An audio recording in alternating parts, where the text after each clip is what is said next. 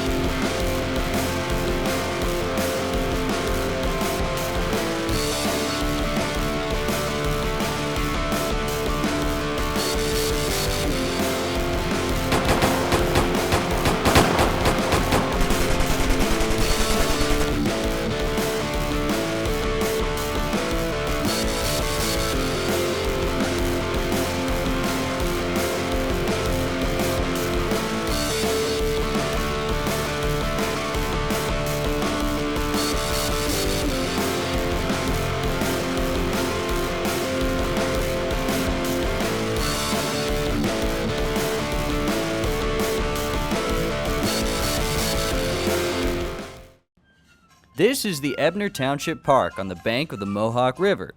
It's a sleepy little place with a pool, some tennis courts, and babes. You wouldn't know it from looking, but this snoozy little park was once the site of a huge Civil War battle.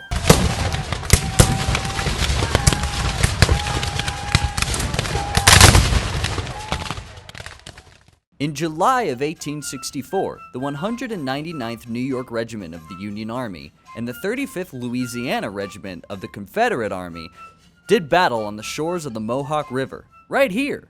But how did an entire Confederate regiment make its way all the way up here to upstate New York? Well, to answer that question, we gotta wind the clock back to 1862. During the Battle of Lansing's Log in July of 1862, the 35th Louisiana Regiment was ordered to flank around the Union lines. They moved around the Union position, up into the hills, and continued to flank for the next 2 years, eventually ending up in New York. More specifically, right over there, on that side of the river. Now, unfortunately, we can't go over there and check it out, because it's now a top secret, high-tech US military base, where they test landmines on kids who fail the SAT.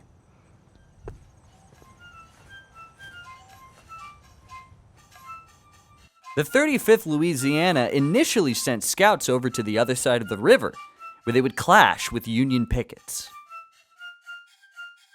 This is Josiah St. Bayou Breeze, whose grandfather and great-grandfather both fought at the battle for the Confederacy.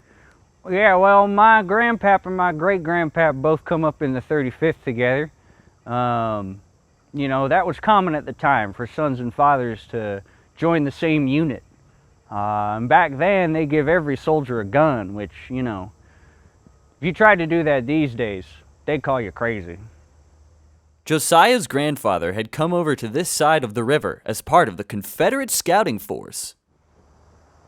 Well, they had to get a foothold on this side, or else the main regiment would be landing under fire.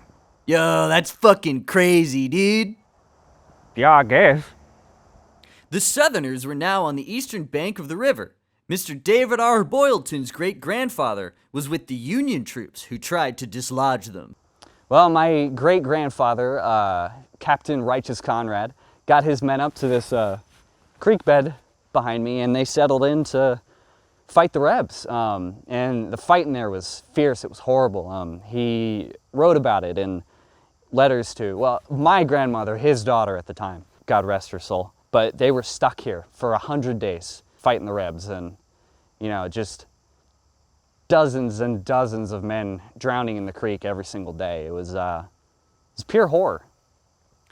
After 100 days, and with Confederate supplies dangerously low, their commander, Captain E.G.G. Zanesborough, had his remaining Southern scouts charge the Union line. The charge was a disaster, as they miscalculated the axis of attack, and the entire formation fell into this pond, which in 1864 was a 200-foot deep pit. Well, my grandpap escaped that pit with a combination of cunning and sheer will. And then he swam all the way back across that river so that he could warn his fellow Rebs about what had happened. With the Confederates on the eastern bank of the river destroyed, General Chortle-Bortle gathered up the rest of his troops, preparing for an inevitable attack across the river. Samson Defcon is an expert in Civil War-era fortifications and artillery. Yeah, well, I thought this was about the English Civil War.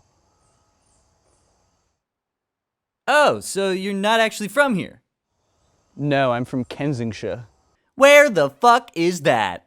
At dawn on July 107th, 1864, General Broxencad ordered his right-hand man, Major Dubois Montgomery, to lead his troops across the river. Well, it was truly something wretched. They had to cross in these tiny little wooden boats that were slow and they didn't provide any cover, so the Union soldiers just picked them all apart in the water. It was a turkey shoot, you know? And I can't help but think that, you know, if they had hover boats back then, how differently things would have gone, you know? My great-grandpap, he might still be alive today. It was all over in a matter of minutes. Dubious Montgomery was killed, and what remained of his troops rowed back to shore. Colonel Broxencad was forced to abandon his great flank. At the end of the battle, nearly 500 people had died on both sides, with nearly 5,000 wounded in total. Outside of the fighting, nearly 60,000 troops died of crypt foot.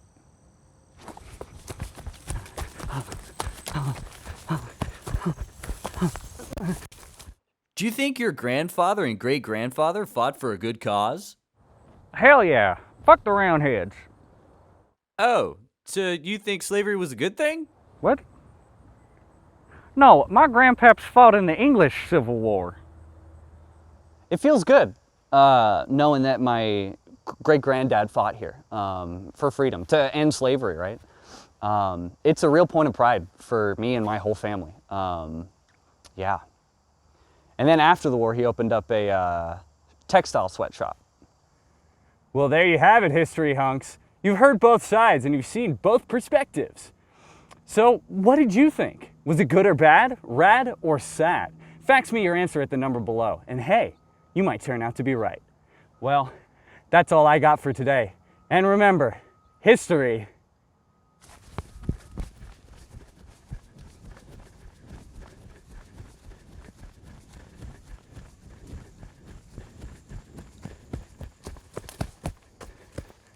I'm gonna have to burp.